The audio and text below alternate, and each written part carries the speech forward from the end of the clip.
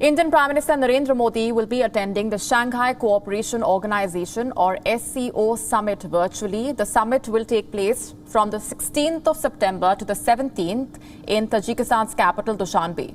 Chinese President Xi Jinping, Pakistan Prime Minister Imran Khan and the Russian President Vladimir Putin will also be attending the summit virtually. Other Central Asian countries will be present in person. Tajikistan is the chair of the 8-member group, which involves Russia, China, India, Pakistan, Tajikistan, Uzbekistan, Kazakhstan and Kyrgyzstan. The meeting will be a significant one as it is taking place in the backdrop of the Afghanistan turmoil. It has been 3 days since the US withdrew its troops from the country and ended that 20-year-long war. The Taliban have taken over. They will soon be forming a government. In the last 2 months, SCO foreign ministers, defense ministers, as well as national security advisors have held a number of meetings in Dushanbe. The Tajik president told a local news agency that the key focus will be to strengthen the international position of the organization, also saying that it is extremely important to build trade and economic cooperation in the SCO space. Afghanistan is a geographically crucial region when it comes to trade. It will be interesting to see at the same time if the Taliban will be invited to attend the SCO meeting.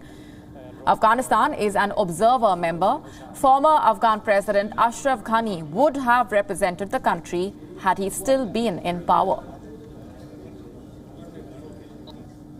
With us is our principal diplomatic correspondent, Siddhant Sibal in New Delhi.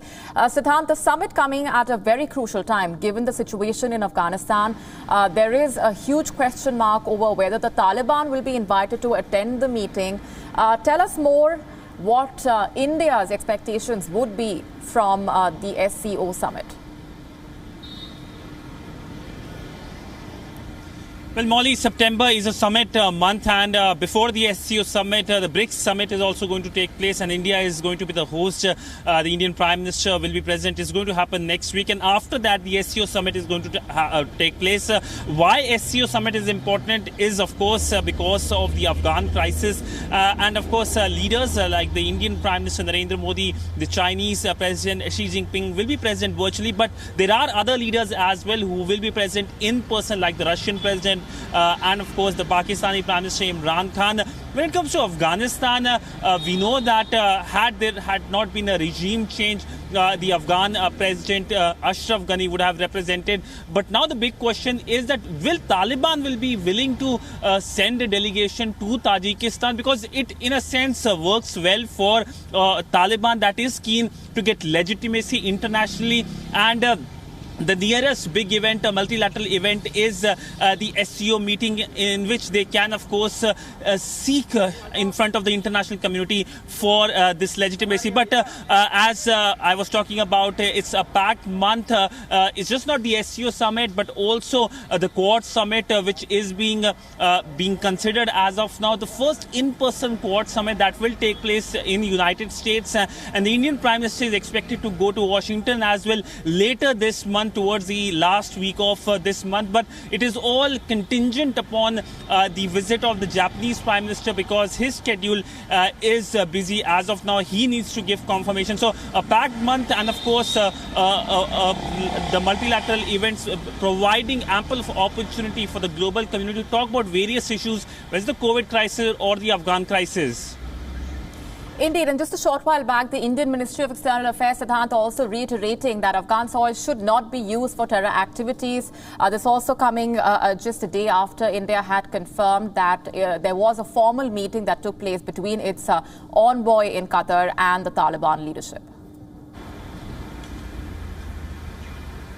Well, yes, Molly, I'm standing just right in front of the Ministry of External Affairs, and today the weekly briefing took place. Almost 90% questions were on the meeting, as you mentioned, the meeting between the Indian envoy to Qatar, Deepak Mittal, and the Taliban leadership standing aside.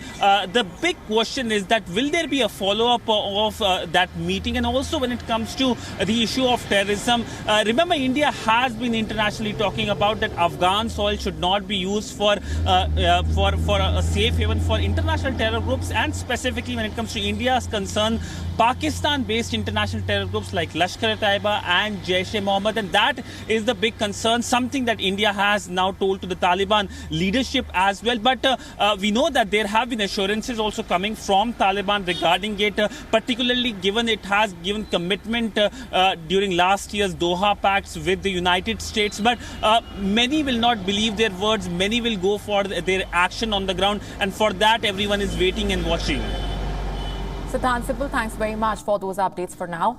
WION now available in your country. Download the app now. Get all the news on the move.